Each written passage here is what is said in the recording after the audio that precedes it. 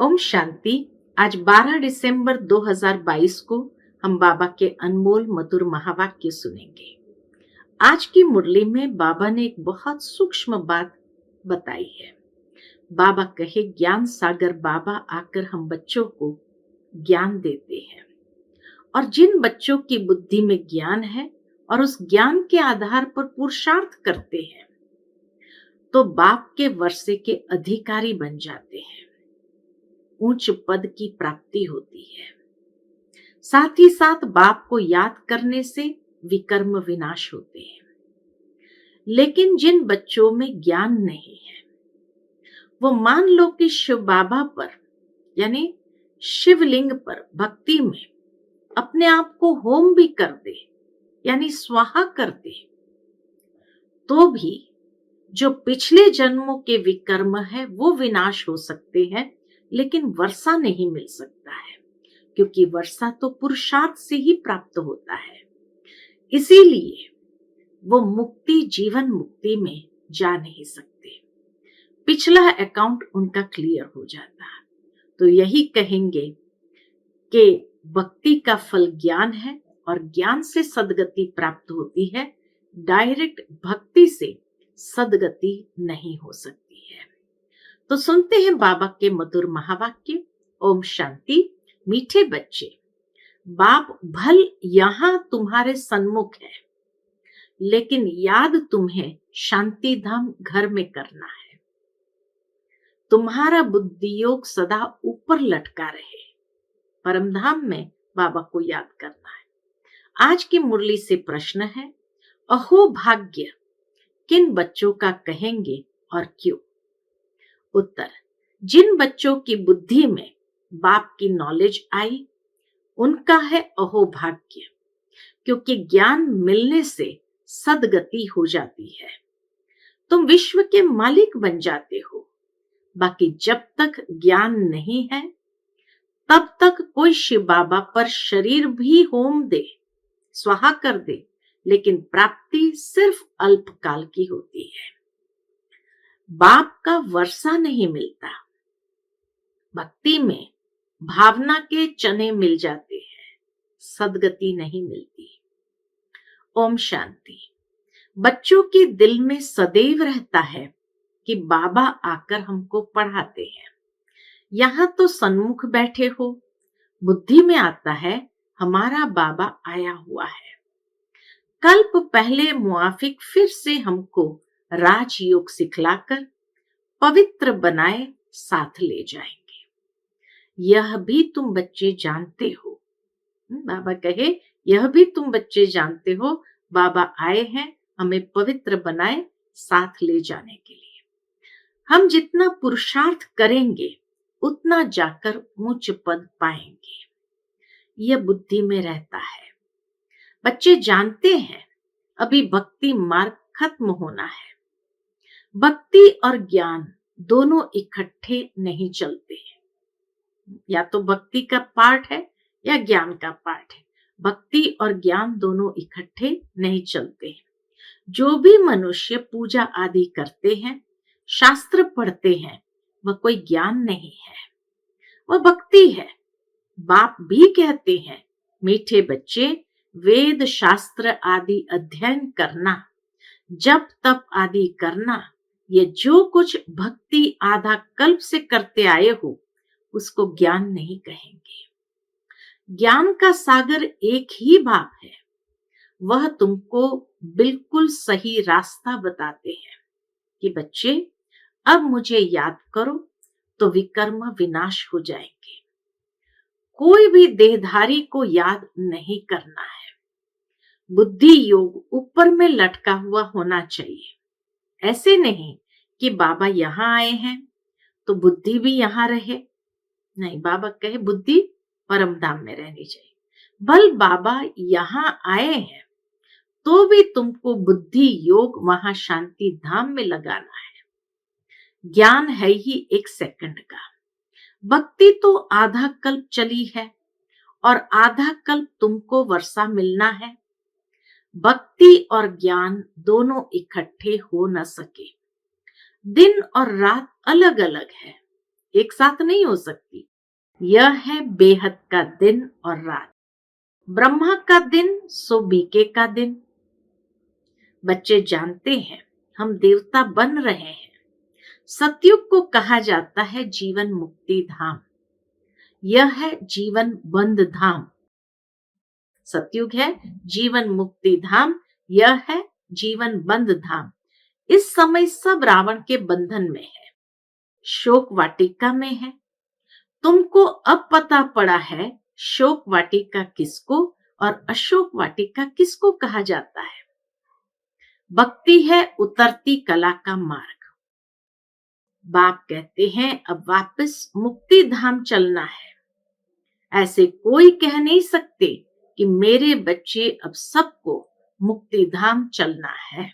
दुनिया में ऐसा कोई इंसान इतना हक से नहीं कह सकता कि मेरे बच्चे अब सबको मुक्ति धाम चलना है, अर्थात जीवन बंध से लिबरेट होना है। फिर पहले कौन सा धर्म जीवन मुक्ति में आना है, ये भी बाबा स्पष्ट कर देते। फिर पहले कौन सा धर्म जीवन मुक्ति में आना है, यह भी तुम बच्चे जानते हो। खेल सारा भारत पर ही है, बाकी बीच में बाई प्लॉट है, अपना उनसे कोई कनेक्शन नहीं है। बाई प्लॉट से हमारा कोई कनेक्शन नहीं। ज्ञान और भक्ति की बातें मनुष्य नहीं समझ सकते हैं, उनका पाठ ही नहीं है। पाठ है ही तुम भारतवासियों का।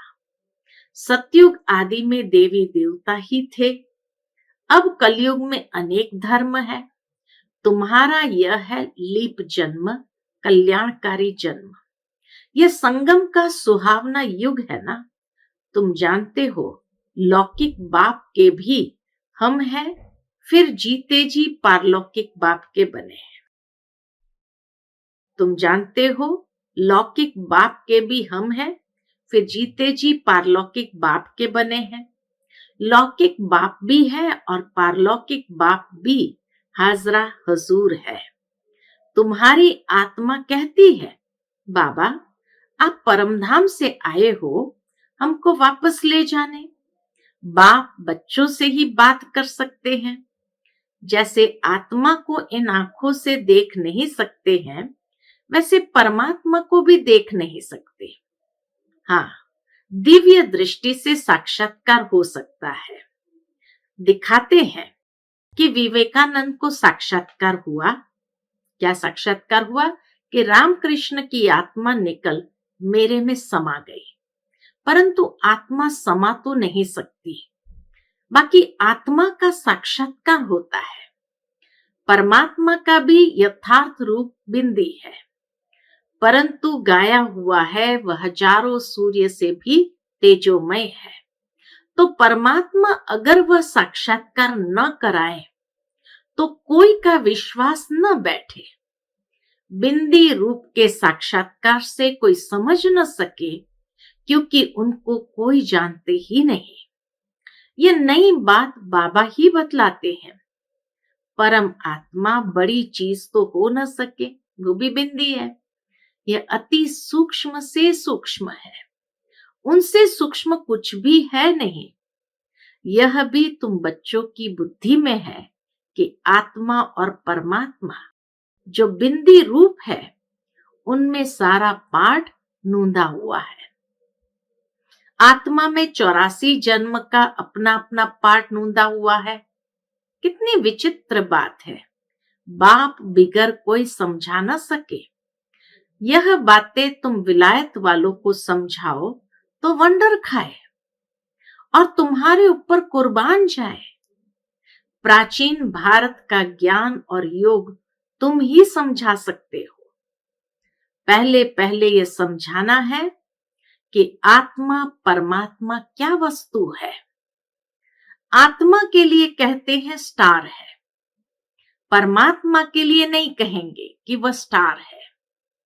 आत्मा कोई छोटी बड़ी नहीं होती है, वह है ही एक बिंदी जो एक शरीर छोड़ दूसरे में प्रवेश करती है।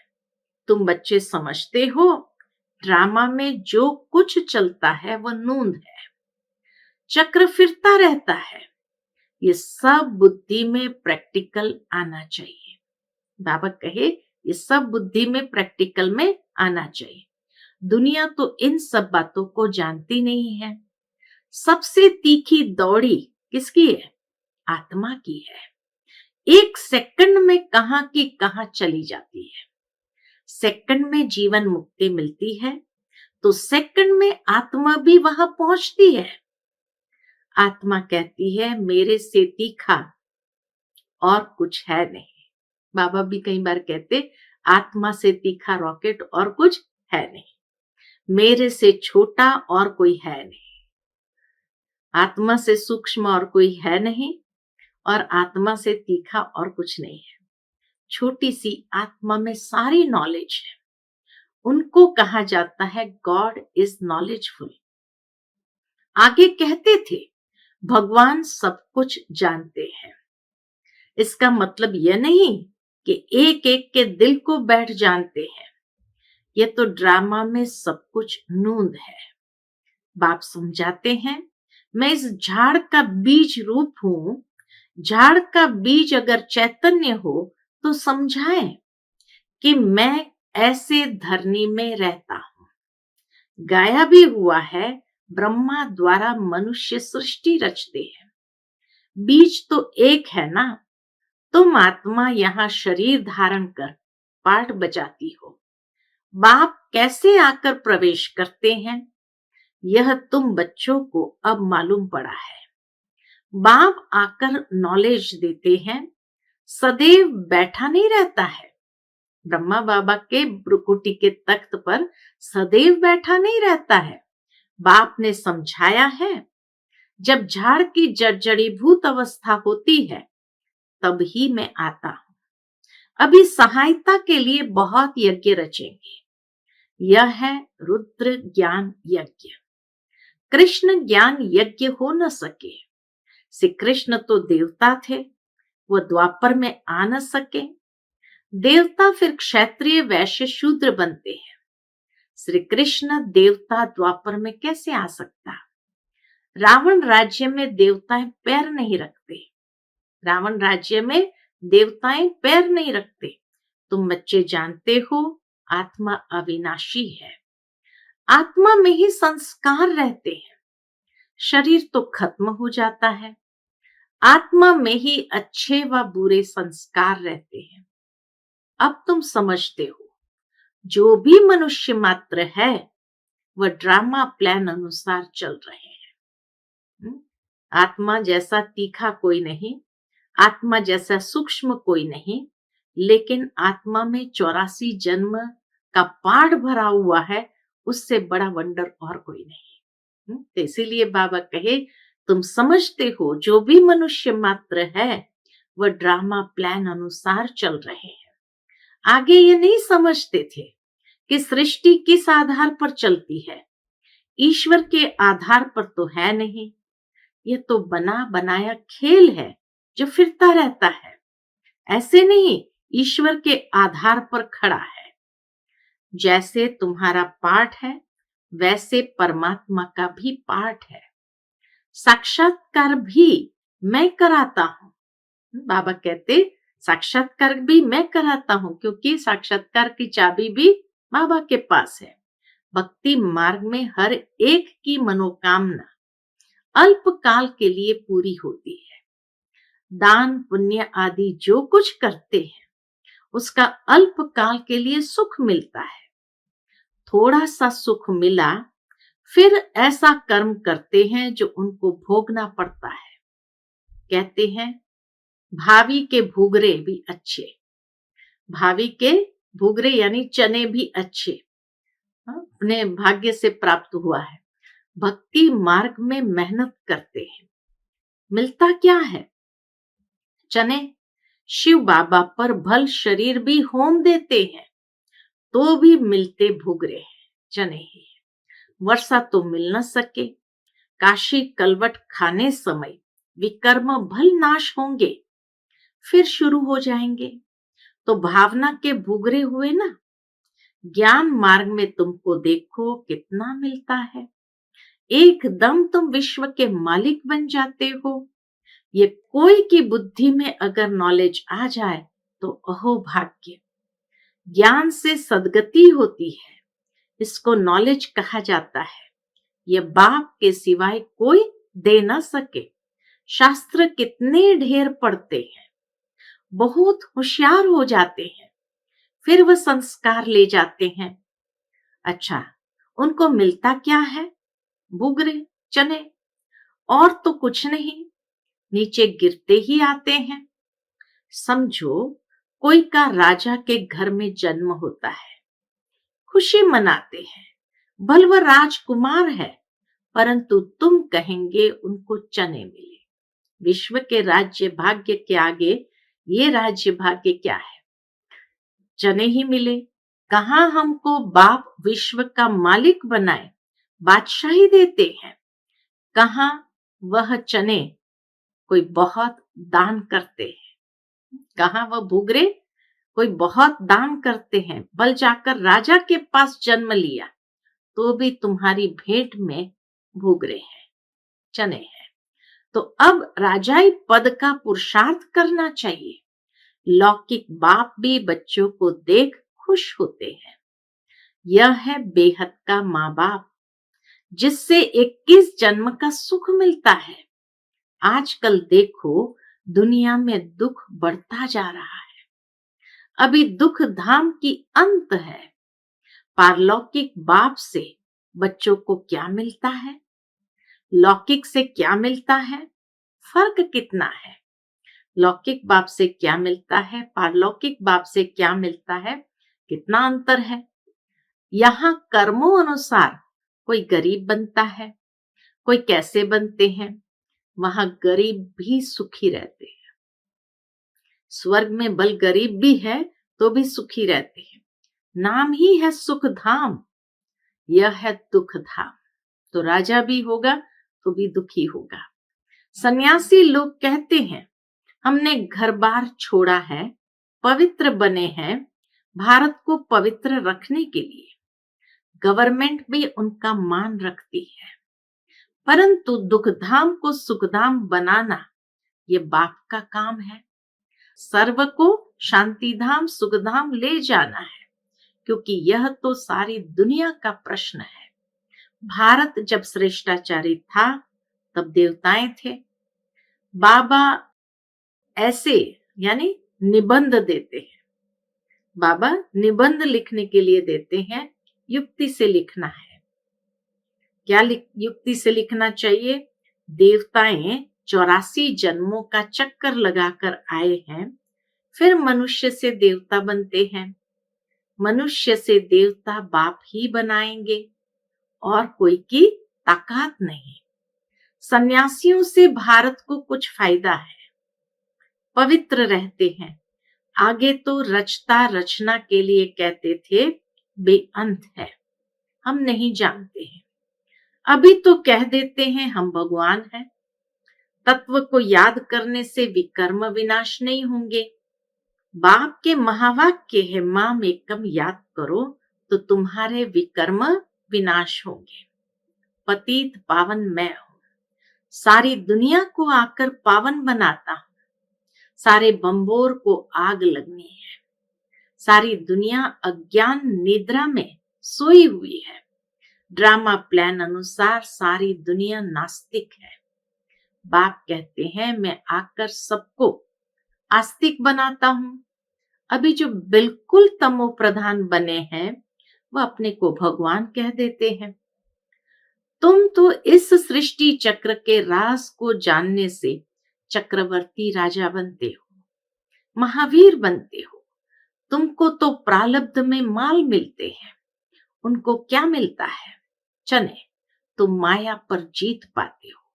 स्वदर्शन चक्र तुम ब्राह्मणों को है। विष्णु के मंदिर को नर नारायण का मंदिर कहते हैं।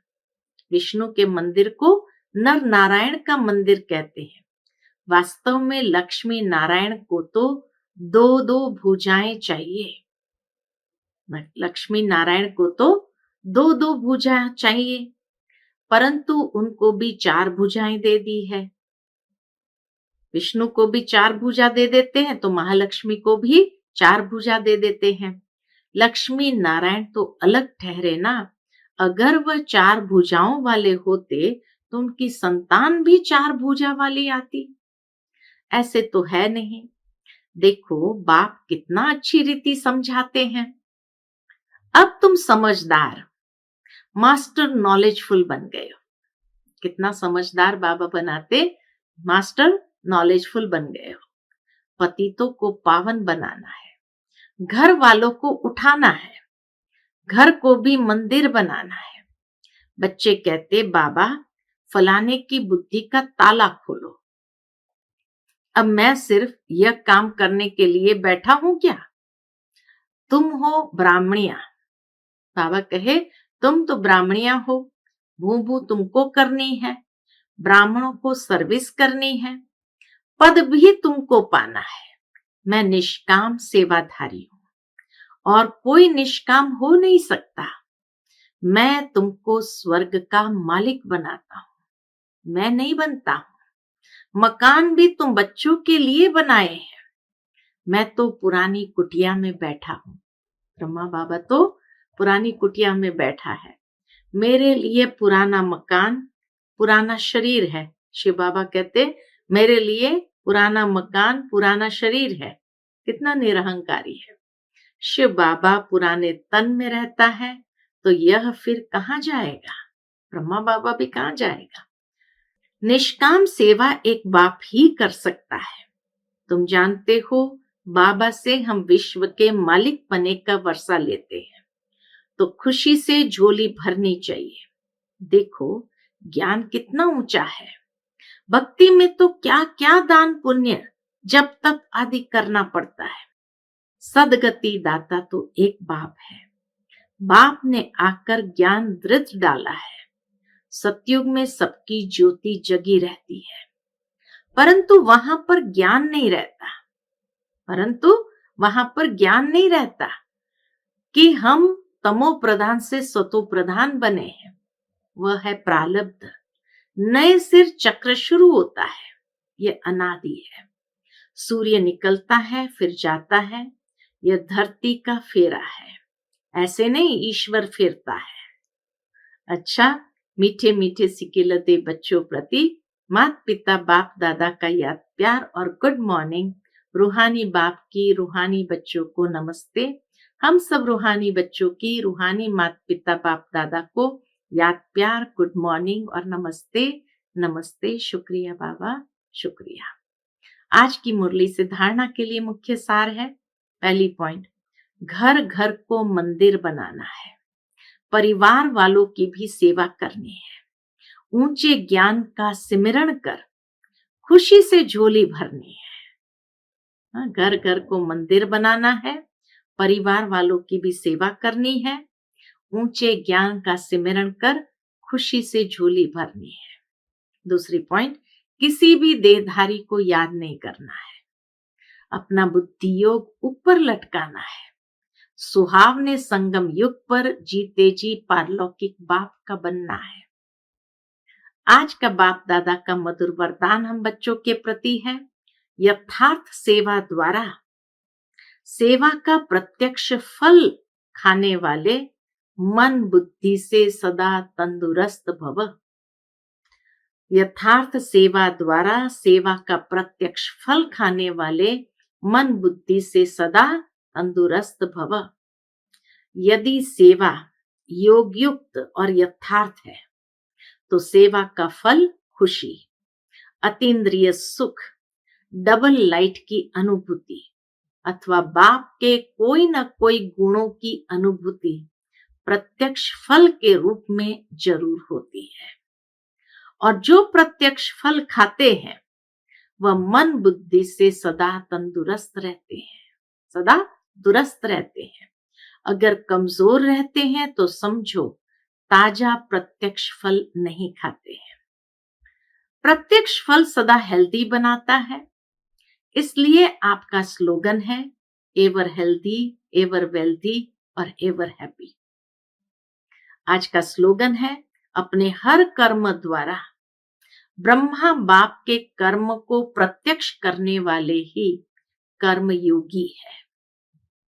अपने हर कर्म द्वारा ब्रह्मा बाप के कर्म को प्रत्यक्ष करने वाले ही कर्मयोगी है। अच्छा, ओम शांति।